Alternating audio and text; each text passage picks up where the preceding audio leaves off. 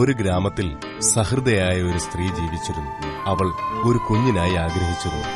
അതിനായി അവൾ ഒരു മന്ത്രവാദിനിയെ ചെന്ന് കാണാൻ തീരുമാനിച്ചു.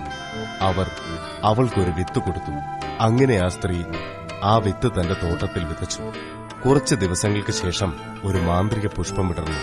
ആ പുഷ്പത്തിനുള്ളിൽ ഒരു മനോഹരിയായ ഇളം തവിട്ട് നിറത്തിലുള്ള തലമുടിയോട് കൂടിയ ഒരു പെൺകുട്ടിയുണ്ടായിരുന്നു. അവൾക്ക് ആ സ്ത്രീയുടെ തള്ളവിരലിന്റെ അത്ര വലിപ്പം പോലുമില്ലായിരുന്നു. ആ സ്ത്രീ അവൾക്ക് തമ്പലീന എന്ന് പേരിട്ടു. ഒരു ദിവസം അവൾ മേശപ്പുറത്തിരുന്ന് കളിച്ചുകൊണ്ടിരിക്കുമ്പോൾ ഒരു വൃത്തികെട്ട തവള ചാടി വന്നു. ആഹാ, എത്ര മനോഹരിയായ പെൺകുട്ടി! ഇവൾക്ക് എന്റെ മകൻ നന്നായി യോജിക്കും. അത് തമ്പുലീനയുടെ തൊട്ടിലും എടുത്തുകൊണ്ട് അടുത്തുള്ള അരുവിയിലേക്ക് ചാടിപ്പോയി. മോനെ, നോക്ക്, നിനക്ക് അനുയോജ്യമായ ഒരു പെണ്ണിനെ ഞാൻ കൊണ്ടുവന്നിട്ടുണ്ട്. 2 തവളകളും കൂടി തമ്പലീനയെ ഒരു ലില്ലി ഇള്ളയുടെ മുകളിൽ കിടത്തിയിട്ട് വിവാഹത്തിനുള്ള ഏർപ്പാടുകൾ ചെയ്യാനായി പുറപ്പെട്ടു. തമ്പലീന വല്ലാതെ ഭയപ്പെട്ടു. അവൾക്ക് എന്താണ് ചെയ്യേണ്ടതെന്നറിയില്ല.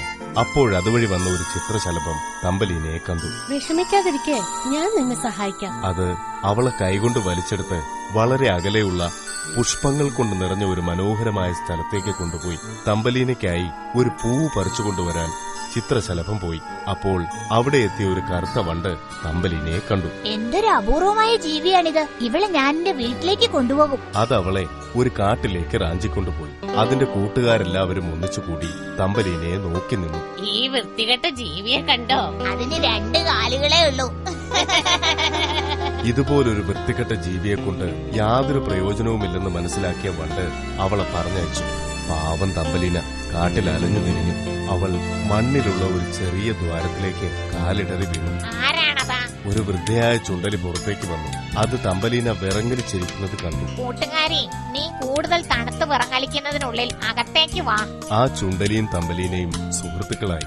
അത് അവൾക്ക് താമസിക്കാൻ സ്ഥലം നൽകി. നീ എന്റെ വീടൊക്കെ വൃത്തിയാക്കണം. കൂടാതെ എനിക്കും എന്റെ അയൽക്കാരനായ മിസ്റ്റർ മോളിനും കഥകളൊക്കെ പറഞ്ഞു തരണം.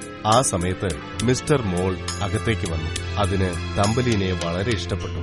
ഒരു ദിവസം രാവിലെ, വാ, നമുക്ക് പുതിയ തുരങ്കത്തിലൂടെ യാത്ര ചെയ്യാം. മിസ്റ്റർ മോൾ താൻ പുതുതായി തോണ്ടിയെടുത്ത തുരങ്കപാതയിലൂടെ ചുണ്ടലിയെയും തമ്പലീനെയും കൊണ്ട് യാത്രയായി. വഴിയിൽ ഒരു മീവൽ പക്ഷി തണുത്തു മരവിച്ച് കിടക്കുന്നത് കണ്ടു. അയ്യോ, പാവം ഈ പക്ഷി. അതിന്റെ കാര്യം പോട്ടെ, ഏതായാലും അത് മരിക്കാൻ പോവാ. പക്ഷേ തമ്പലീന ഒരു പച്ച പുതപ്പെടുത്തുകൊണ്ടുവന്ന് അതിനെ പുതപ്പിച്ചു. നിനക്ക് പറക്കാനാവുന്നതുവരെ ഞാൻ നിന്നെ ശുശ്രൂഷിക്കാം. ദിവസവും തമ്പലീന കുറച്ച് ഗോതമ്പ് മണികളും വെള്ളവും മീവൽ പക്ഷിക്ക് കൊണ്ടുപോയി കൊടുക്കും. ഇതിനിടെ മിസ്റ്റർ മോൾ തമ്പലീനയെ വിവാഹം കഴിക്കാനുള്ള തന്റെ ആഗ്രഹം പ്രകടമാക്കി. ഓ തമ്പലീന, എനിക്ക് നിന്നെ വളരെ ഇഷ്ടമായി. തമ്പലീന ആ വിവാഹാഭ്യർത്ഥന നിരസിച്ചു. പക്ഷെ ചുണ്ടലി അവളെ അത്യധികം നിർബന്ധിച്ചു. ഞാൻ അവസാനമായി എന്റെ മീവൽ പക്ഷിയെ ഒന്ന് കണ്ടോട്ടെ. അവൾ തന്റെ സുഹൃത്തിന്റെ പക്കലേക്ക് ഓടി. അത് പറക്കാൻ തയ്യാറായി നിൽക്കുകയായിരുന്നു.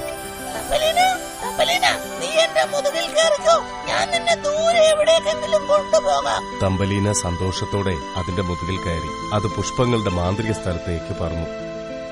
തമ്പലീന ചുറ്റുപാടും നോക്കി. ഒരു സുന്ദരനായ യുവാവ് അരികിൽ നിൽക്കുന്നത് അവൾ കണ്ടു.